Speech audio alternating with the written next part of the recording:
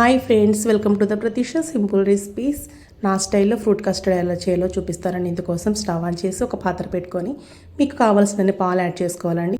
పాలు కొంచెం వేడైన తర్వాత ఒక కప్పులోకి కొంచెం పాలు తీసుకొని అందులోకి 2 టేబుల్ స్పూన్ల ఫ్రూట్ కస్టర్డ్ని యాడ్ చేసుకొని ఈ పాలలోకి ఈ ఫ్రూట్ కస్టర్డ్ పొడి మెల్ట్ అయ్యేలాగా మంచిగా కలుపుకోవాలండి. చూసారు కదా, ఇలా కలుపుకున్న ఈ ఫ్రూట్ కస్టర్డ్ మిల్క్ని మరుగుతున్న పాలలోకి యాడ్ చేసుకోవాలండి.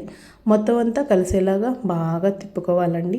చూసారు కదా, మీగడ కట్టే వరకు చక్కగా మరగనివ్వాలి. తర్వాత మీ తీపికి సరిపడా పంచదారని యాడ్ చేసుకోవాలండి. మొత్తం అంతా కలిసేలా బాగా తిప్పుకోవాలి. పంచదార అంతా కరిగే వరకు చక్కగా కుక్ చేసుకోవాలండి. చూసారు కదా, వీడియోలో చూపిస్తున్నట్లు చక్కగా ఈ విధంగా మరగనివ్వాలండి. చూసారు కదా, ఈ కన్సిస్టెన్సీలోకి వచ్చిన తర్వాత ఒక గిన్నెలోకి యాడ్ చేసుకోవాలండి. ఆరిపోయిన తర్వాత ఇంకా కొంచెం చిక్కబడుతుంది. ఇందులోకి మీకు నచ్చినన్ని ఫ్రూట్స్ యాడ్ చేసుకోవాలండి. నేను ఇక్కడ చిన్నగా కట్ చేసుకున్న యాపిల్ ముక్కలు, చిన్నగా కట్ చేసుకున్న నల్ల ద్రాక్ష ముక్కలు, చిన్నగా కట్ చేసుకున్న గ్రీన్ ద్రాక్ష ముక్కలు యాడ్ చేసుకున్నాను. తర్వాత దానిమ్మ గింజలు కూడా యాడ్ చేసుకున్నానండి.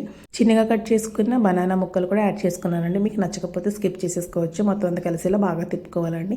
నేను ఇక్కడ గార్నిష్ కోసం దానిమ్మ గింజలను యాడ్ చేసుకుంటున్నానండి. కొంచెం సేపు ఫ్రిడ్జ్లో పెట్టుకొని తింటే చాలా బాగుంటుందండి. చూసారు కదా, నా వీడియో వస్తే మీరు ఒకసారి ట్రై చేయండి, సబ్స్క్రైబ్ చేసుకోండి, కామెంట్ చేయండి.